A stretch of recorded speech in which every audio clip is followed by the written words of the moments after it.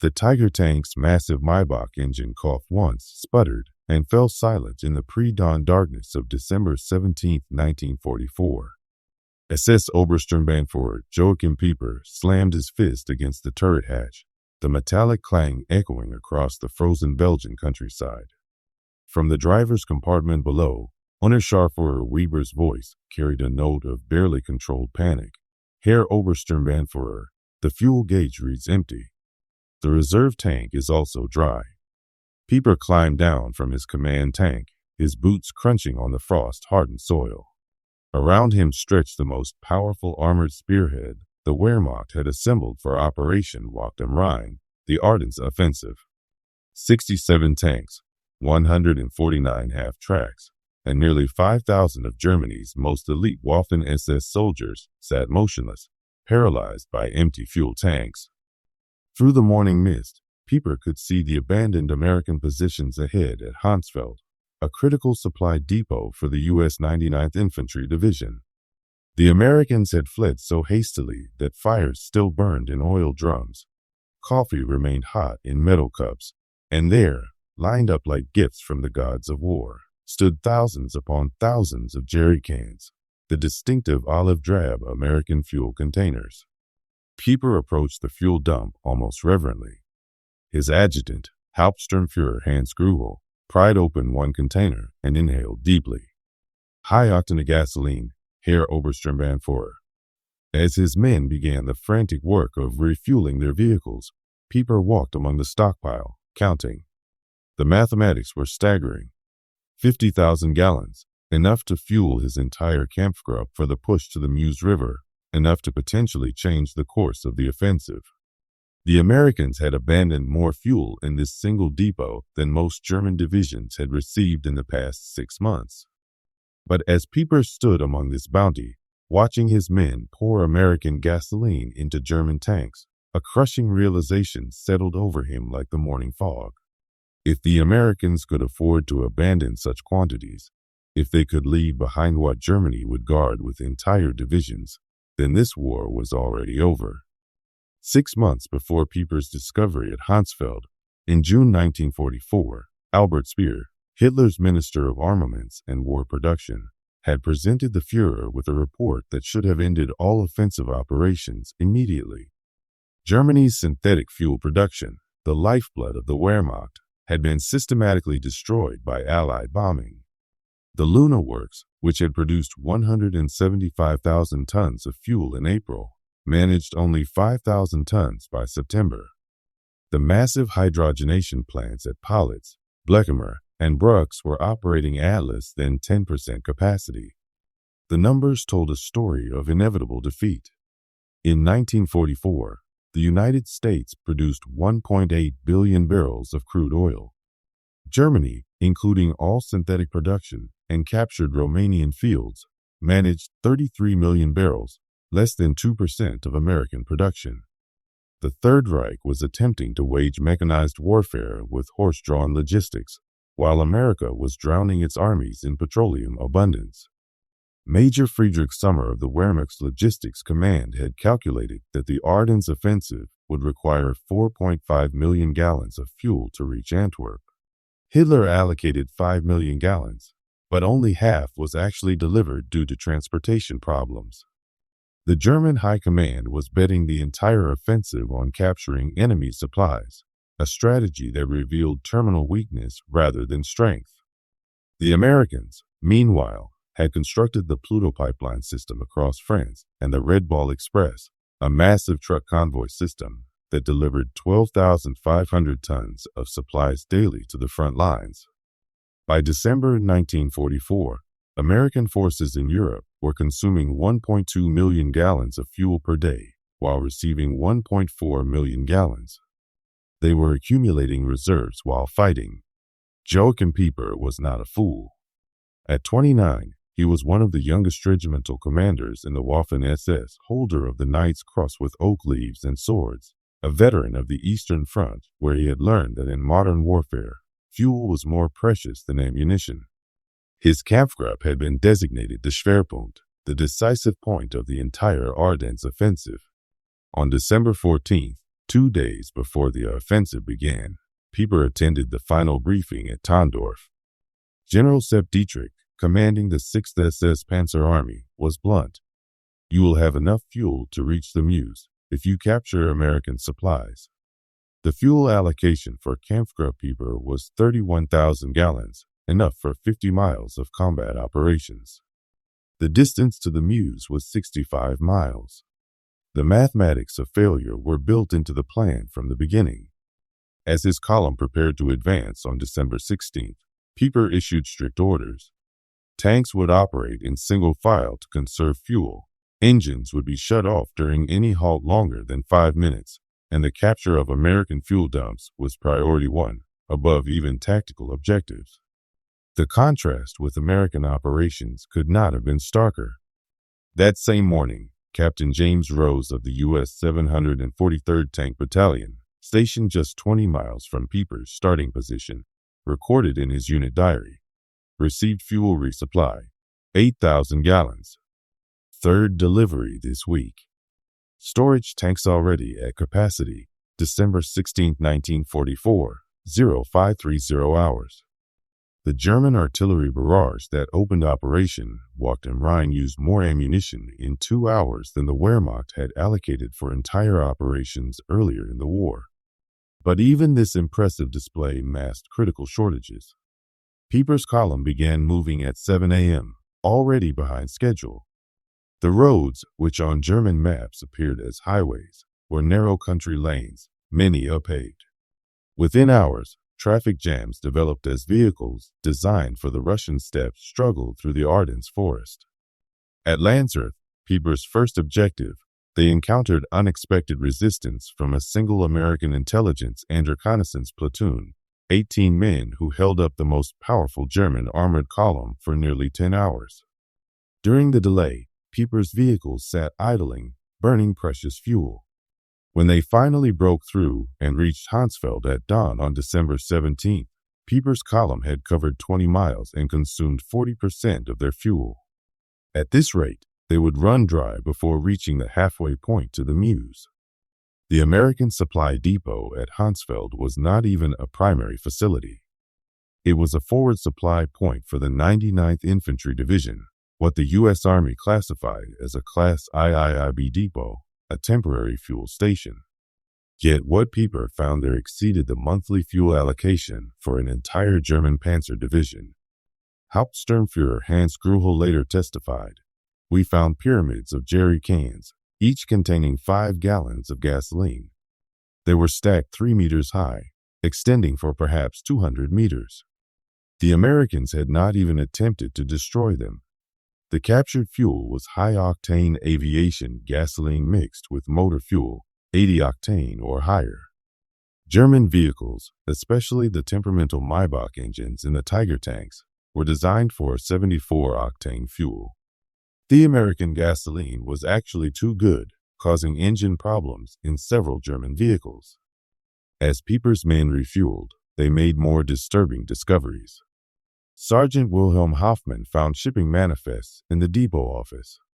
Having worked in his father's import business before the war, he could read English. The papers indicated this fuel had been shipped from Texas to New York, across the Atlantic to Liverpool, across the Channel to Normandy, and trucked 400 miles to Honsfeld.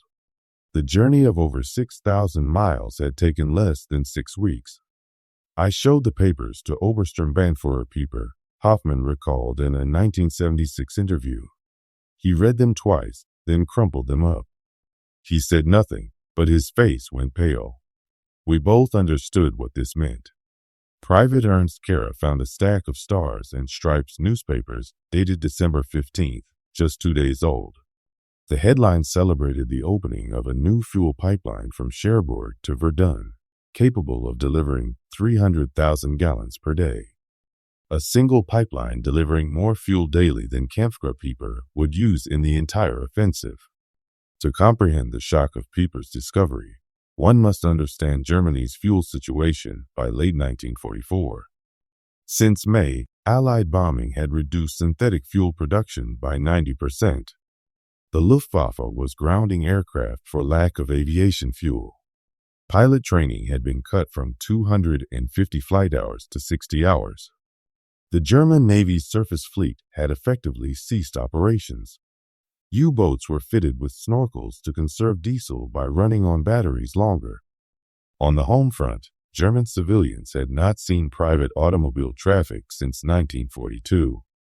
Gasoline was so precious that the Gestapo investigated black market theft of individual liters. Farmers were returning to horse-drawn plows. Meanwhile, the United States was producing 67% of the world's oil. The East Texas oil field alone produced more petroleum than all of German-occupied Europe. American refineries were operating at such capacity that Standard Oil was experimenting with new petroleum products simply because they had excess crude. With the 50,000 gallons captured at Honsfeld, Peiper's columns surged forward. They reached Bullingen by noon on December 17th, capturing additional supplies, rations, ammunition, and, most importantly, maps showing other American fuel depots in the area. But the maps revealed a disturbing truth. The Americans had fuel stockpiles everywhere. Every major crossroads had a depot. The U.S. First Army alone had 3.5 million gallons in reserve. Peiper pushed on to Ligneuville, where his forces would commit the Malmedy massacre, killing 84 American prisoners. Even this war crime was connected to fuel desperation. Peiper later claimed he could not spare gasoline to transport prisoners. By evening on December 17th, Peiper's spearhead reached Stavelot, site of a major American fuel depot containing over 2 million gallons. Here was enough fuel to guarantee reaching the Meuse. But as the first German vehicles approached, American engineers were already at work. Captain John Brewster of the 291st Engineer Combat Battalion had received warning of the German approach. His orders were simple: deny fuel to the enemy at all costs. The Stavelot depot contained 2,189,000 gallons of gasoline in jerry cans stacked across 15 acres. At 16:30 hours on December 17th, as Peiper's advance guard approached, Captain Brewster gave the order. Engineers poured gasoline trails between the stacks and distributed white phosphorus grenades. Technical Sergeant Paul Solis threw the first grenade.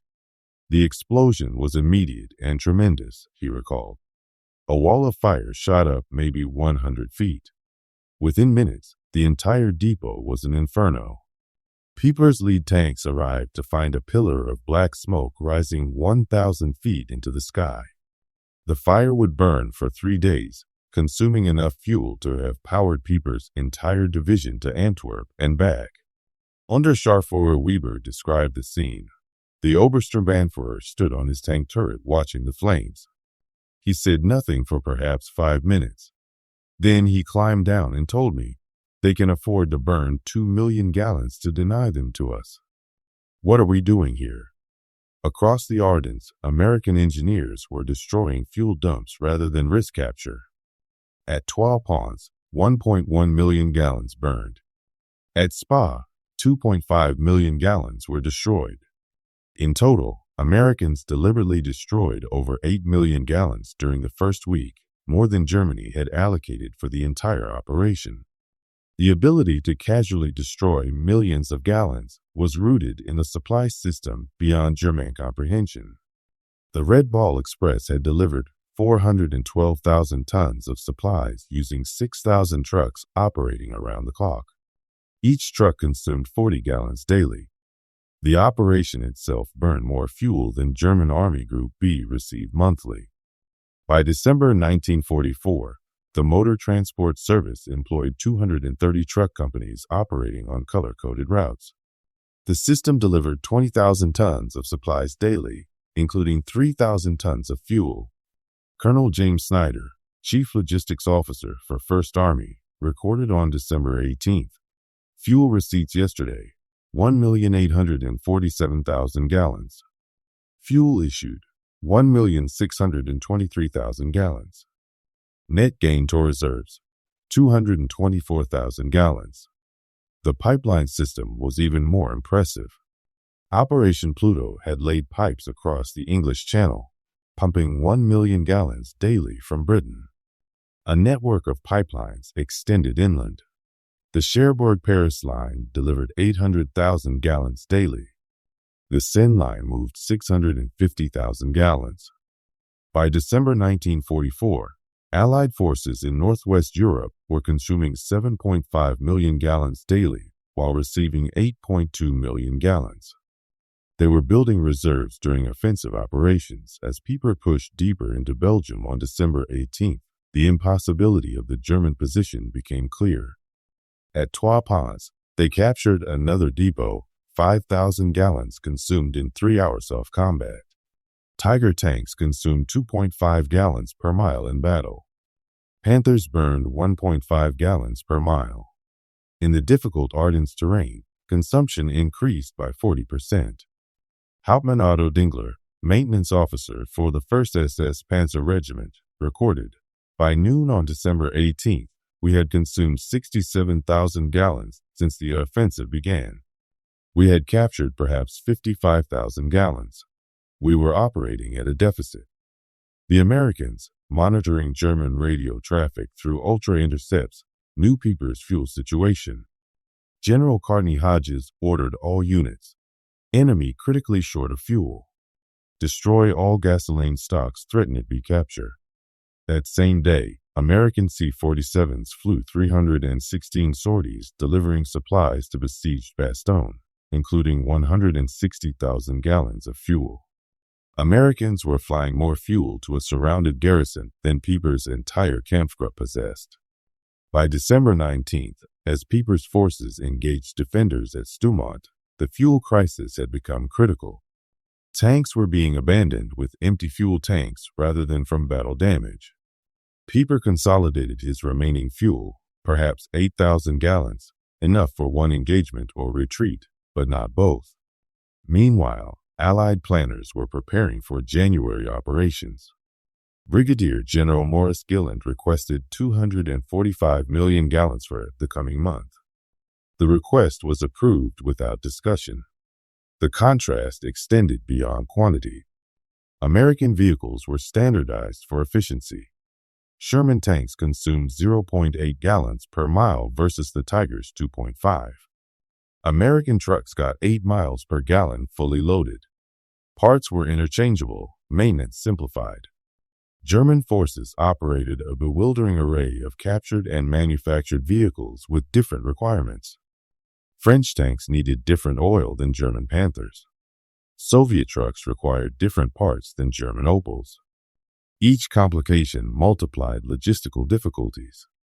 On December 20th, Peiper received a radio message. Fuel convoy destroyed by Allied aircraft. No resupply possible. Continue with available resources. Peiper called his commanders together. Sturmbannführer Werner Pach was blunt. We have fuel for perhaps 20 kilometers. The Meuse is 30 kilometers away. According to Hauptsturmführer Gruel's testimony, the Obersturmbannführer said, "Gentlemen, we have discovered we are fighting an enemy who burns more fuel to deny it to us than we received for this entire operation. What we captured at Honsfeld, which seemed miraculous, was nothing to them. We cannot win." This realization was spreading. General Hassel von Manteuffel, commanding 5th Panzer Army, later wrote, "When I learned Americans had destroyed 8 million gallons rather than risk our capturing it, I knew the offensive had failed before it began." By December 21st, Peiper was surrounded at La Glisse, his tanks immobile. American forces surrounding him, the 30th Infantry Division, 82nd Airborne, 3rd Armored, had a combined fuel allocation of 340,000 gallons for December 21st alone. Peiper had perhaps 1,000 gallons. Private First Class Richard McKinley wrote home, "We've got Germans surrounded who ran out of gas. Our captain jokes we use more fuel heating coffee than they have for tanks." The American response demonstrated industrial warfare at its peak. Patton's 3rd Army pivot north required 350,000 gallons just for redeployment, considered impossible by German standards, yet accomplished in 3 days. December 23rd brought clear weather. Allied aircraft flew 2,000 sorties, each burning fuel at rates that would have grounded the Luftwaffe for weeks. P-47s consumed 300 gallons per hour. B-26s burned 200 gallons hourly. One day's air operations consumed more than Germany's entire offensive allocation. On the night of December 23-24, Peiper abandoned his vehicles and escaped on foot. Of 119 tanks and assault guns that began the offensive, 39 remained operational but immobilized. These were destroyed with remaining ammunition. Obergefreiter Heinz Gulls described the scene. We drained the last fuel from all vehicles, maybe 200 gallons total. The Obersturmbannführer personally destroyed his command tank. Millions of Reichsmarks of equipment destroyed by empty fuel tanks. Of 5,000 men who began with Kampfgruppe Peiper, approximately 770 returned. They had advanced 60 miles, captured several depots, and discovered the truth about Allied logistics. News of Peiper's discoveries spread rapidly through German command. On December 26th, Field Marshal Walter Model received reports on captured American supplies. His chief of staff recorded Model's reaction. The field marshal read quantities twice. 50,000 gallons at Honsfeld, 2 million burned at Stavelot, 8 million destroyed rather than captured. He said, "We are not fighting the same war." Hitler, informed December 28th, refused to accept reality. Speer wrote, Hitler insisted the numbers were propaganda. When shown photographs of burning Stavelot, he claimed it was Hollywood effects. But lower ranks understood. Gefreiter Wilhelm Hoffmann wrote his wife, "Americans destroy more fuel daily than we receive monthly.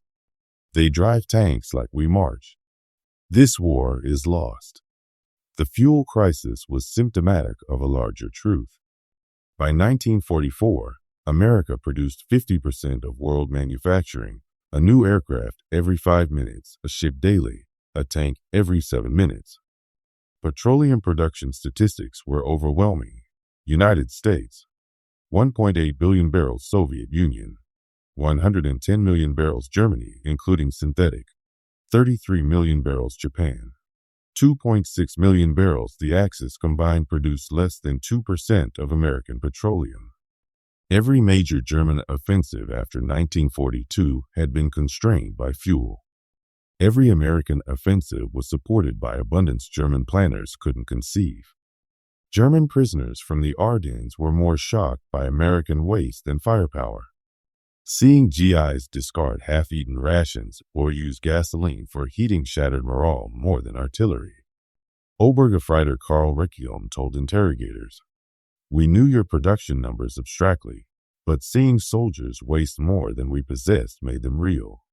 Every German who saw your casual abundance knew the war was hopeless." This knowledge spread through letters despite censorship. Feldwebel Ernst Müller wrote, "Americans wash clothes in gasoline. They feed chocolate to dogs. They fire artillery for Christmas. We cannot fight infinity." During the Nuremberg trials, German leaders consistently cited logistics, particularly fuel, as decisive. Field Marshal Keitel testified, "We had operational superiority 1940-41. By 1944, we couldn't move forces for lack of fuel while Americans moved armies like chess pieces." Peiper, tried for the Malmedy massacre, offered revealing testimony. Every decision after December 17th was influenced by fuel shortage. We couldn't maneuver, pursue, or retreat effectively. Americans moved freely while we counted leaders. General Heinz Guderian wrote, "When Peiper captured 50,000 gallons, meaning everything to him but nothing to Americans, the war was over." The story resonates because it represents when industrial warfare reached its logical conclusion. Wars were won by production statistics, not warrior courage. The romantic notion of warfare died in the Ardennes among empty fuel tanks. Dr. Richard Overy calculated that by 1944, Allied to Axis production ratios exceeded 5:1 in major categories. In petroleum, it approached 50:1. These advantages couldn't be overcome by superior training or tactics. America produced 324,750 aircraft during the war. Germany, 119,871. Americans built 88,410 tanks. Germany, 46,857. But most tellingly, America refined 1.8 billion barrels of oil in 1944 alone, while Germany scraped together 33 million barrels. December 24, 1944.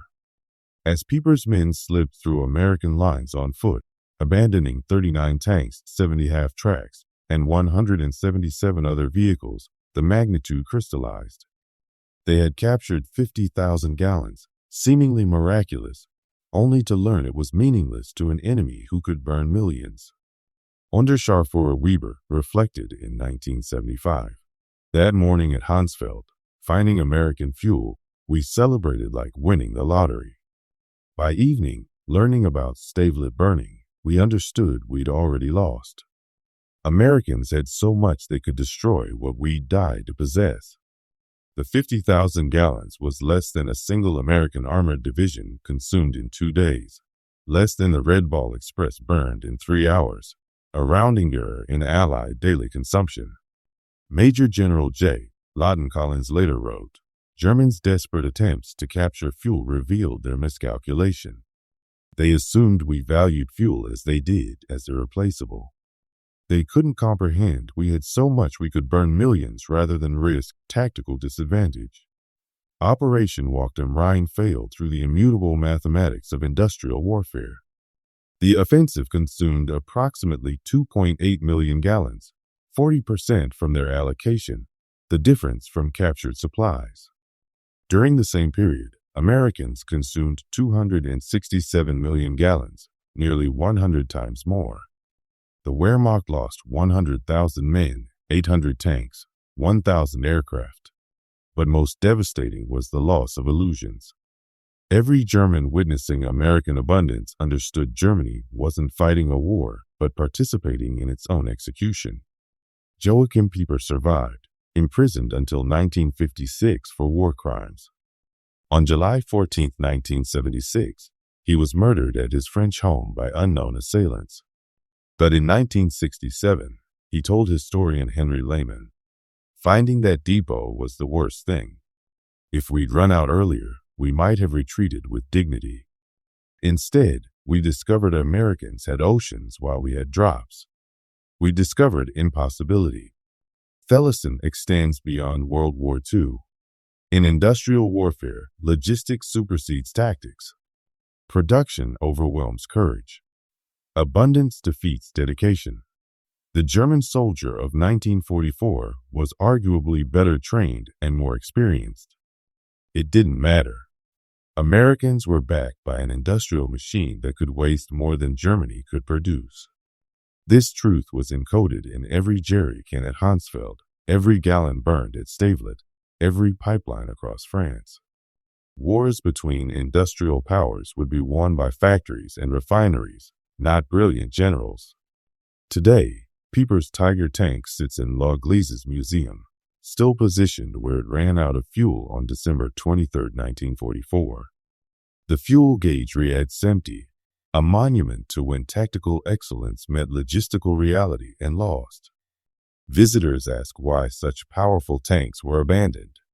The answer, no fuel. In 1984, 40 years after the battle, veterans gathered at L'Eglise. Former Unterscharführer Karl Wertmann stood beside the tank with former Staff Sergeant Roy Anderson of the 30th Infantry Division. We always wondered why you stopped, Anderson said. We thought it was tactical. Wertmann laughed bitterly. We stopped because the tanks were empty. You burned millions to keep it from us. How could we fight that? Anderson was quiet, then said, We never knew you were that short. We had so much we never thought about it. That exchange captured December 1944's truth. One side measured by the gallon, the other by millions. One fought for each jerry can, the other burned oceans. The outcome was predetermined by the mathematics of industrial might, a lesson written in fuel and fire across the frozen fields of Belgium.